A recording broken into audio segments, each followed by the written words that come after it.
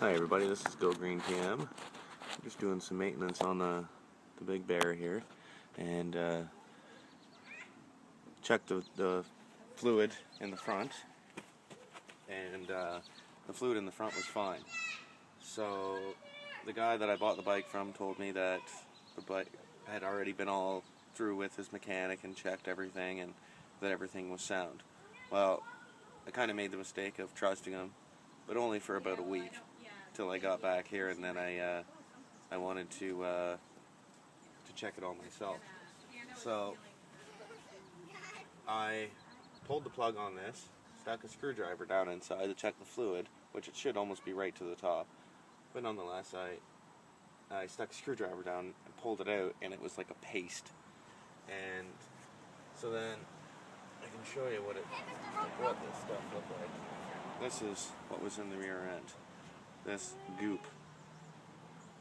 Not good for the motor, or not good for the diff and the rear end. So I did that. I took the air blower, I blew everything out to try to get as much of it out as I could.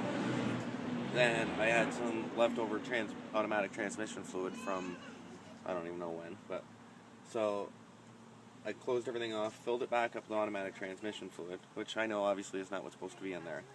So I took it around the driveway a few times, ran it through, and then came back and drained it out. Now, that's the fluid that came out of it. It's black. Pure black. It took all the crap that was inside there and got rid of it. Now I have to fill it up with actual diff fluid, so I'll be right back. I'll go grab that.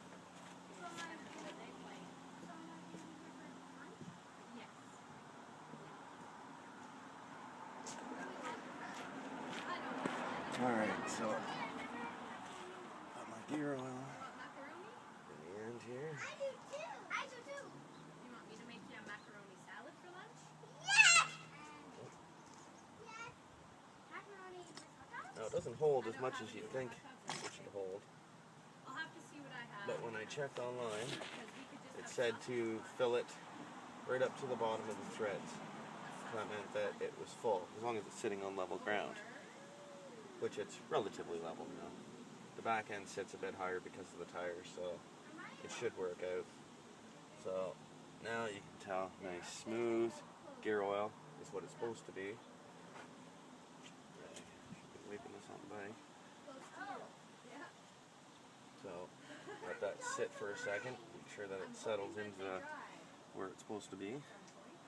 And then this morning I've already had problems with the brakes in the front, so I ended up having to remove the shroud where the brake pads and calipers would be attached on the front. So now I have no brakes on the front at all. So these back ones, apparently Big Bears are really bad for brakes. So now this one, when you're driving it, really, I don't know if it's squeaking. Well, it is squeaking, and it's coming on when it shouldn't and locking on when you push it. So I'm not sure if there's a stone in it or not, or what exactly the problem is at the moment. But I've got this nice and full now. Tighten this off. Now this I had to hammer in here because it looks like people have used the wrong size things over the years. So now I'm going to just tighten this back up. But it doesn't need to be extremely tight. You know, that if you over crank it, you end up just going to crack something or strip a thread or something. You just want to give it a good snug so that it doesn't come loose. So now that that's done, I'm going to slowly start to tackle this rear side now, because if you can tell, I've had to shorten this spring. It wasn't strong enough to pull this thing back, so it was getting locked up like that. So I've got to take it apart. Something in here is sticking. So grab the jack and jack up this rear end a little bit.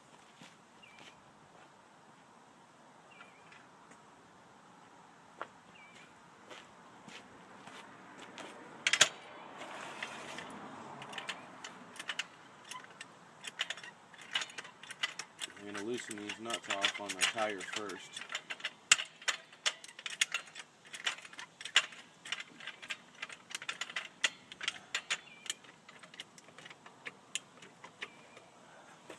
completely with that off the ground.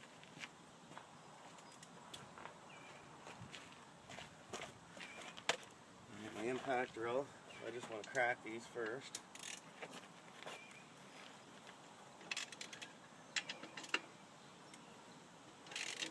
Now I think these are supposed to be about 100 pounds on the torque wrench, but I do them by hand.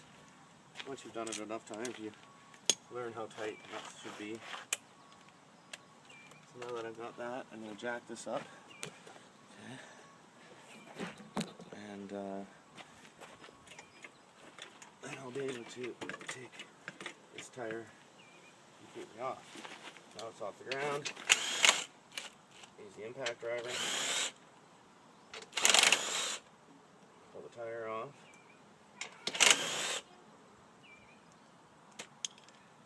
Put your nut somewhere you're not going to lose them.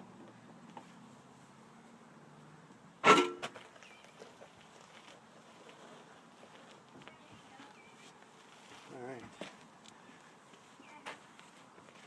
So, I wanted to show you one more thing here that I built yesterday. And it's a 2-up seat for the bike. So it's just actually an old boat seat that I wrapped in leather with cushions and 2 toolboxes, and it's all bolted down to the main rack. So it's quite comfy. So sorry I didn't take any video of that, but so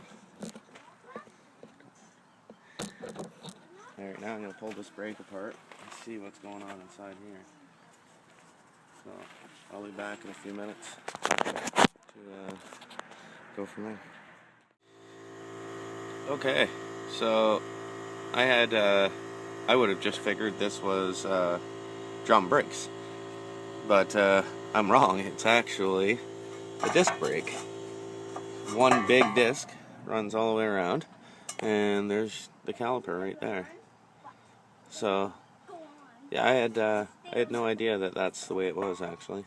I would have figured with all these older machines that it was drum, and then the front was drum. So I think I've got everything blown out inside here.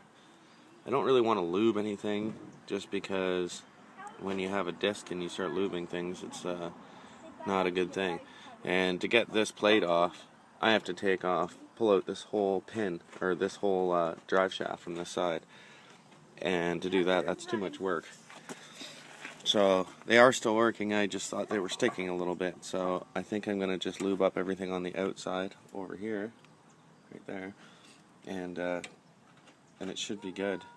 So this is the one that, this is just a rod that goes right up to the foot peg right there. And then this one is the one that's up on the handlebars for your rear brakes. So yeah, I think everything looks like it's in pretty good shape. So I don't know if that's where my clicking's coming from, because I am getting clicking when I'm driving. So I thought it was the brakes, and it could have just been a stone. So I've blown everything out now, and yeah, so I'm going to reassemble. It was just 3 bolts that hold it on around the outside, 10 mil. Almost everything is 10 mil on this bike, except some of the bigger nuts, and they're 13 mil actually. So I'm going to put this back together and grease everything up, and take her for a ride and see how it is. Alright, thanks for watching. Let's go Green PM.